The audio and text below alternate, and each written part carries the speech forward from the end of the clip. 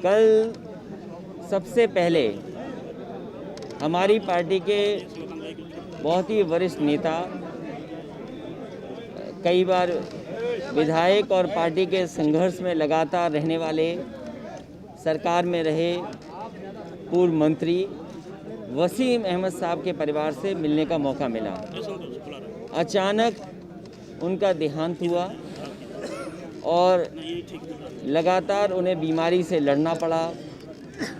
बीमारी के कारण उनका स्वास्थ्य थोड़ा कमज़ोर रहा और इधर जब परिवार से बातचीत हुई, कुछ दिन पहले उन्हें कोविड का भी शिकार होना पड़ा था और परिणाम ये हुआ कि वो आज हमारे बीच में नहीं है।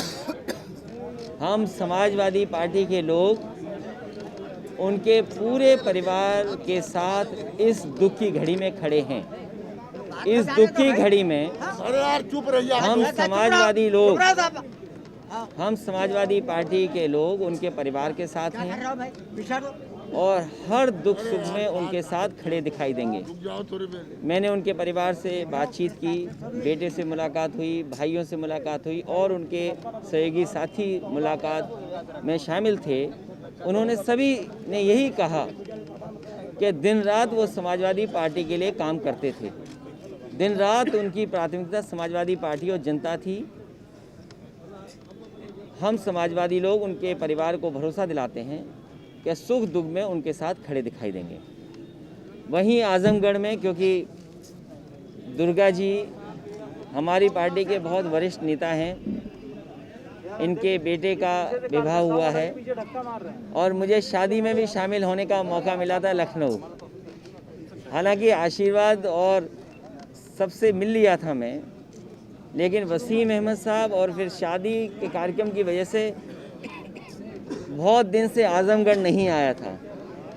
तो इस बहाने, शादी के बहाने सब लोगों से मिलने का मौका भी मिल रहा है।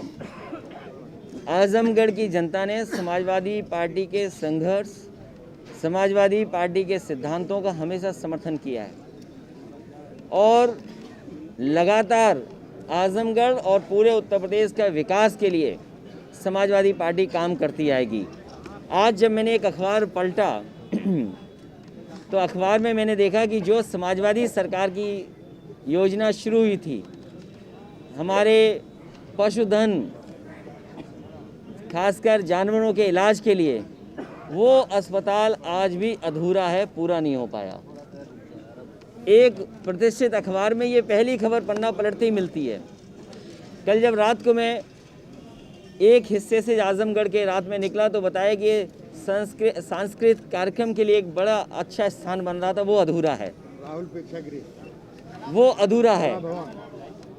इसी तरह जो सड़कें हैं, जो समाजवादी सरकार में रफ्तार से विकास शुरू हुआ था आजमगढ़ का, वो रोक दिया है।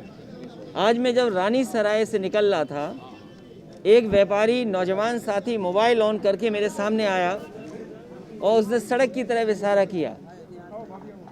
तो ये जानते हैं आप लोग कि क्योंकि सांसद होने की वजह से वो शिकायत कर रहा है, लेकिन वो ये नहीं जानता है कि दिल्ली की सरकार, उत्तर प्रदेश की सरकार आजमगढ़ की जनता और पूरे उत्तर प्रदेश के साथ भेदभाव कर रहे हैं।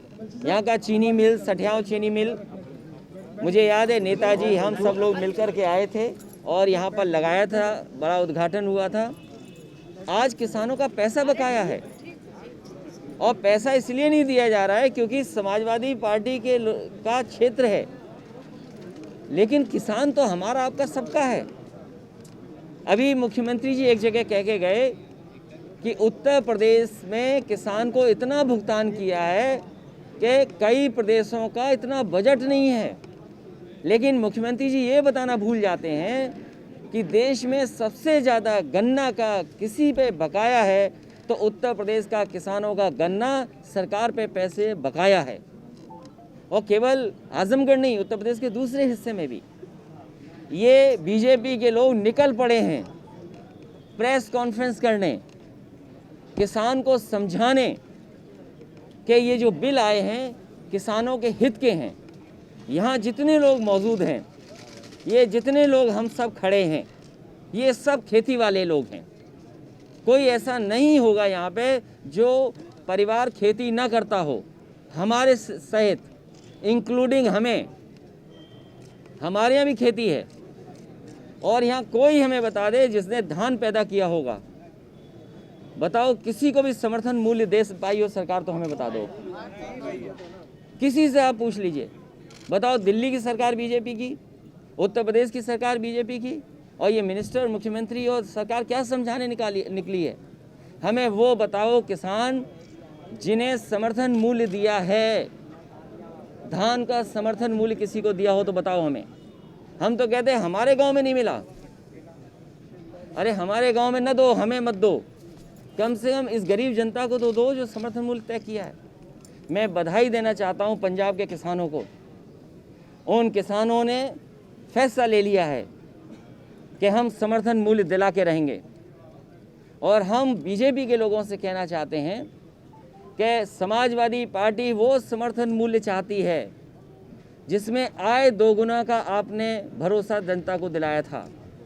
वो आय दोगुना वाला एमएसपी कब भारतीय जनता पार्टी देगी? क्या भारतीय जनता पार्टी के पास कोई कार्यक्रम है? क्योंकि उनके हर नेता ने यही कहा कि हम 2 गुना आय कर देंगे किसानों की। तो कम से कम ये मौका मिला है, समर्थन मूल्य 2 गुना वाला दे दीजिए। और डीजल महंगा हो गया, पेट्रोल महंगा हो गया, कोई चीज़ बची नहीं जो महंगी ना हो गई हो। नौकरियां छिन गई, कोई हमें बता दे भरोसा हो नौकरी का, रोजगार का भरोसा नहीं। 20 लाख करोड़ का पैकेज दिया, उसकी तो बात खुल गई। अब 20 लाख करोड़ के पैकेज में बताओ किसानों को कितना पैसा मिला है?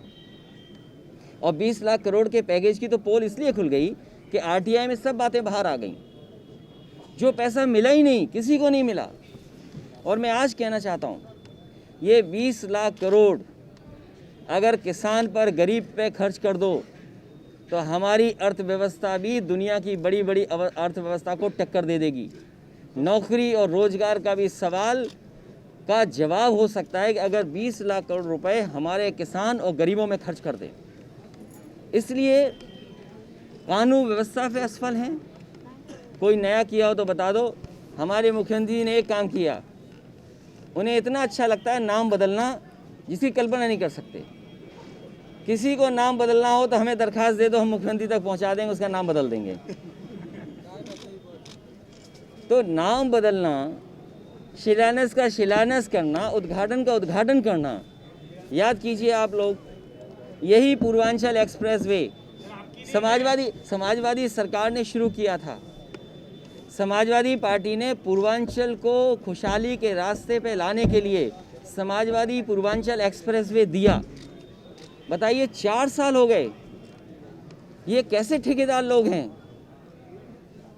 सरकार की योजना हमारी थी, बीजेपी के लोग कैसे लोग हैं जो सड़क नहीं बना पाए? सड़क नहीं बना पाए अभी तक। और जिस क्वालिटी की